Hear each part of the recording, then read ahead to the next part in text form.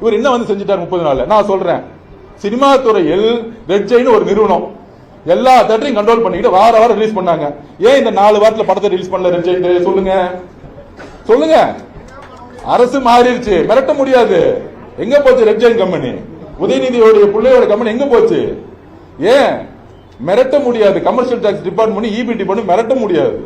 Red Jain நிறுவனம் விடுபட்டுச்சா? இன்னைக்கு எல்லா சினிமா தயாரிப்பாளர்களும் எல்லா நடிகர் நடிகைகளும் சந்தோஷமாக தொழில் செஞ்சுட்டு இருக்காங்க, எந்த விதமான இன்டர்ஃபியர் பண்ணாம. நீங்க ஒரு லேண்ட் ரெஜிஸ்ட்ரேஷன் பண்ணணும்னா 1 ஏக்கரோ 100 ஏக்கரோ எத்தனை லட்சம் வாங்கிட்டு இருந்தாங்க. இன்னைக்கு போங்க, தலைவர் எல்லாத்தையும் ஆன்லைனா மாத்திருக்காரு. எல்லாமே ஆன்லைன், நீ எங்க வேணா ரிஜிஸ்டர் பண்ணுங்க, ₹1 கிடையாது. இங்க இருக்கிற போக்குவரத்து துறையில ஏதாவது ஒரு வண்டி ரிஜிஸ்ட்ரேஷன் பண்ணா முன்னாடி கமிஷன் இருந்துச்சு, எல்லா இடத்துலயும் 0 ஆக்கி இருக்காங்க. டிடிசிபி அப்ரூவ்டு, ஹைவேஸ், பிடபிள்யூடி, ஒரு இடத்துல ஒரு கமிஷன் கிடையாது. இதுக்கு மேல என்ன ஒரு மிகப்பெரிய மாற்றத்தை எங்களுடைய தலைவர் கொண்டு வர போறாரு? நீங்க செய்யாத நாங்க செஞ்சிருக்கோம்.